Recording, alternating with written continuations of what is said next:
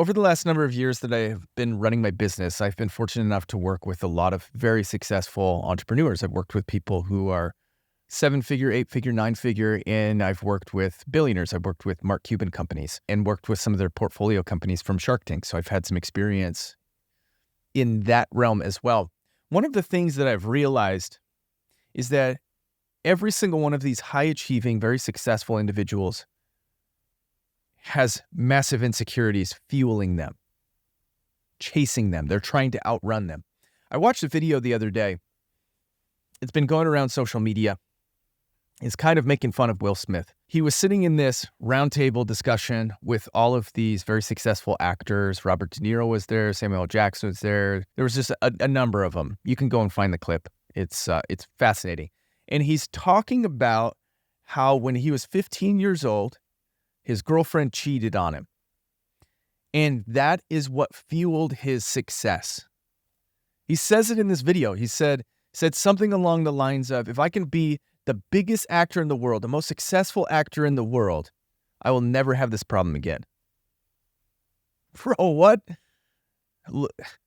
Like, and it's surfacing as kind of a meme because it's teasing him, because it's like, you just can't outrun some of those problems. You can't outrun those insecurities, but those insecurities can fuel insane progress. Look at somebody like Elon Musk, the wealthiest person in the world, and you look at his life and you look at his habits and you think to yourself, that guy is driven by insecurities, like 100%. He's insanely insecure. Look at his hair. Just go Google Elon Musk's hair 20 years ago and then see where it's at today. I mean, he had this receding hairline. No offense to the receding hairline folks. Like, I have a receding hairline too. He had a receding hairline. He was kind of a geek, made a whole bunch of money, but he still didn't feel accomplished. He didn't still feel validated. And so what did he do? He turned that money into more money. And then he started living in his business, and everything became about work. And here he is at the top of his game. And I still imagine that he is insanely insecure. It doesn't leave you. So why are men who are insecure the most successful? It's because we feel like we have something to prove. We feel the need for validation that we didn't get from something in our past.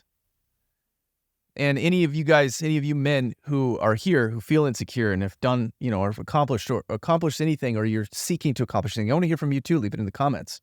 And I'm going to share some of my insecurities too, some of the things that have driven me to make millions of dollars. One of the things that I remember, my brother-in-law telling me about the Marines. So my brother-in-law was a Marine.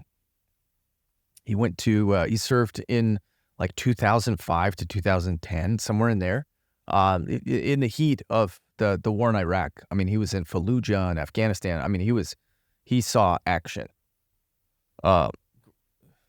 Great stories. I don't know if he'll still share them, but he has some really cool stories.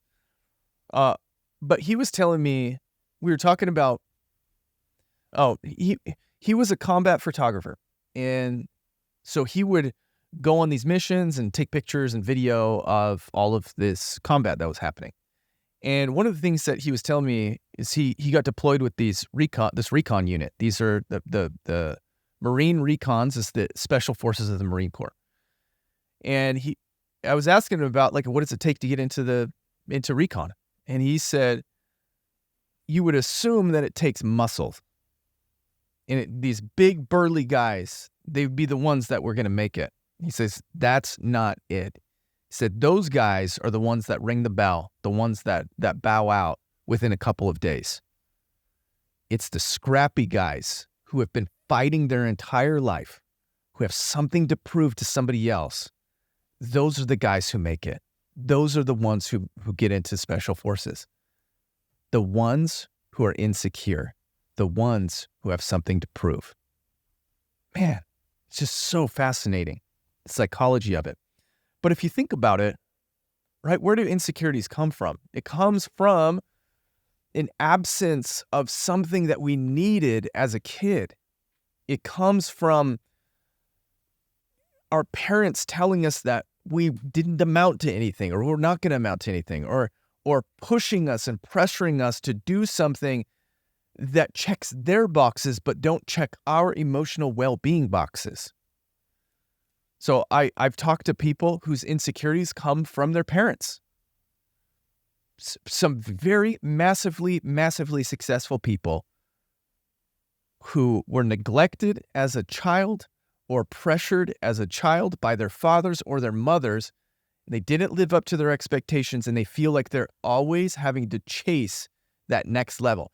One of the things that I realized, and this is another thing that you guys will encounter on your journeys when you work with somebody who's narcissistic, or when you work with somebody who is sociopathic, is that they withhold praise from you to get you to work harder.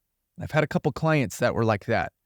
They didn't like to tell me I did a good job. Even though I did, it would always be like, hey, this is a job well done, but I think you can do better.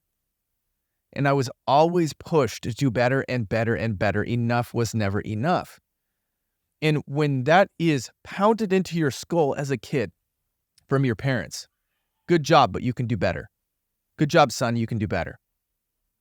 Good job. I want to see you do better next time. When there's no amount of success that will ever fully be appealing to that person you're just looking for validation from, at a young age, it can create an addictive pattern to, I just need to keep doing better.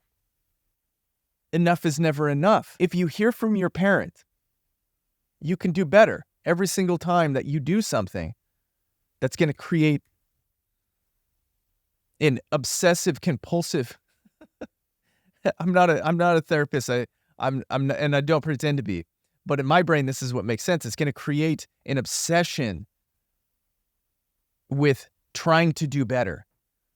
And it's going to create a fear or a mentality that what you have already done is not good enough. And so it drives you to crazy heights.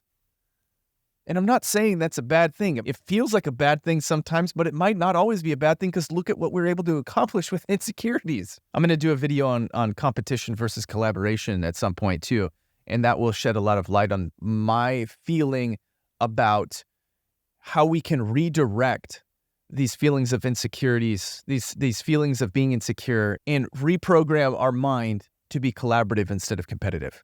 Because collaboration, in my opinion, is actually the better way to grow. And it's the better thing for humanity. Competition, in my opinion, was invented by insecure men who wanted to prove to themselves and the other people around them that they were better than everyone else. It's just ego. It's just insecurity. Anyway, I think that's fascinating. I like to be introspective, and I like to think about what I am doing, and I like to talk to you guys about it, because as I'm on my journey to go from 7 figures to 8 figures, and you're on your journey from wherever you're at, 6 figures to 7 figures, 7 figures to 8 figures, 8 figures to 9 figures, doesn't matter. Introspection is one of the healthiest tools that you can have in your mental arsenal. Constantly doing mental checkups and thinking to yourself, am I approaching this situation with a healthy mindset? You guys, this channel is for you. This channel is for you. Again, I don't edit these things barely at all, because I don't want to waste my time. I just want to get the information out there. I just want to share with you what I'm going through. Because again, wherever you're at on your journey, you might be thinking the same things, or you might just need some type of support as you're going. So I want to meet you guys. Leave your names and stuff down in the comments. I want to build a community. I want to recognize you when I see you. My insecurities come from being ADHD, being diagnosed as ADHD as a kid, and never quite feeling like I am mentally capable of doing big things, or staying focused, or sticking with something long enough to see it successful. I have become obsessed with consistency, with sticking with things. And that's really, in reality, what has brought me, that's built a multi-seven-figure business, is my obsession with sticking with things. And ADHD, a lot of kids are ADHD, and not everybody's going to have that feeling. But as a kid, I was medicated in elementary school, and I was constantly criticized by teachers for my focus, by my parents for my focus. And I get it. It's hard being a parent with kids that are not focusing. But those are things that stuck with me, that created insecurities inside. And again, being introspective, I acknowledge that, and I'm dealing with that. Again, no therapist. I feel like just dealing with things in a healthy way, acknowledging your emotions, and working through them is good. And talking about those things, it's good. What are your insecurities? You don't have to mention them in the comments, but that's what drives me, and that's what's going to drive me to get to 8 figures, is feeling inadequate because of this label that was written on my forehead as a kid, and using that as fuel. I hope that helped you guys. Catch you on the next one.